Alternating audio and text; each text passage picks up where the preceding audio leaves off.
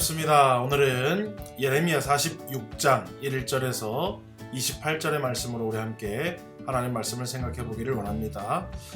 예레미야 46장부터는 이방 나라에 대한 심판이 예언되어 있는 말씀입니다. 먼저 오늘 46장은 애굽에 임할 심판에 대한 예언의 내용인데요.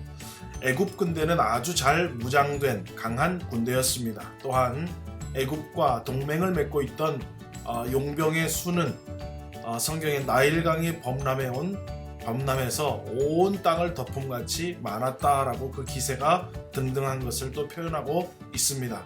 그래서 유다는 바벨론을 따르기보다는 군사대국이었던 애굽을 더 의지했던 것입니다.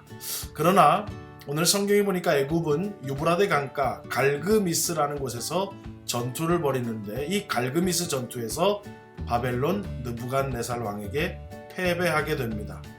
권력과 군사력을 자랑하던 애굽 왕도 하나님의 심판의 도구로 사용된 바벨론에게 참패를 당하게 되고 애굽 백성들은 바벨론의 포로로 끌려가고 그 영향력을 완전히 잃어버리게 될 것이다 라고 예언하는 말씀입니다.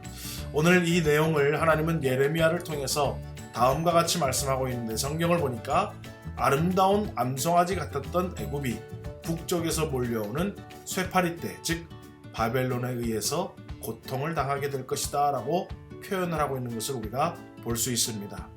사랑하는 성도 여러분, 우리가 보기에 아무리 힘이 있고 강하고 그 누구도 대적할 것이 없고 무너지지 않고 변함없이 승승장구할 것 같아 보이지만, 이 세상에 있는 모든 흥망성쇠는 하나님의 주권에 있는 것입니다.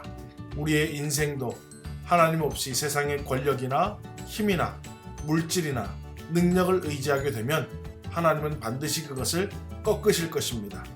하나님 외에 다른 것을 의지하고 있다면 오늘도 말씀을 통해서 깨닫고 하나님을 의지하는 변화의 모습이 저와 여러분에게 주어지기를 주의 이름으로 소원합니다.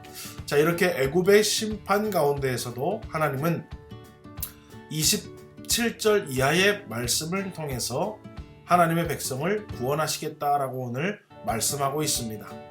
하나님은 택하신 백성을 끝까지 돌보시는 사랑의 하나님이십니다. 애굽의 심판 가운데에서 이스라엘 백성들에게 그 심판 가운데서도 너희들은 두려워하지 말라라고 얘기하세요. 하나님은 이스라엘을 징계하실 때라도 때가 되면 결국 하나님의 백성을 회복시켜 주실 것이기 때문입니다.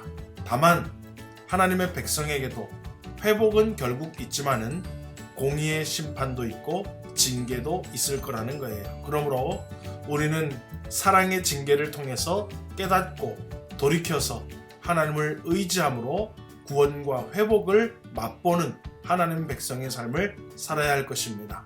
오늘도 혹여나 하나님의 공의의 징계가 우리의 삶에 있다면 하나님의 사랑의 징계로 그것을 잘 깨달아서 하나님 앞에 돌이키며 회복하여서 하나님의 구원의 은혜를 받을 수 있는 저와 여러분이 되는 큰 은혜가 있기를 주의 이름으로 소원합니다.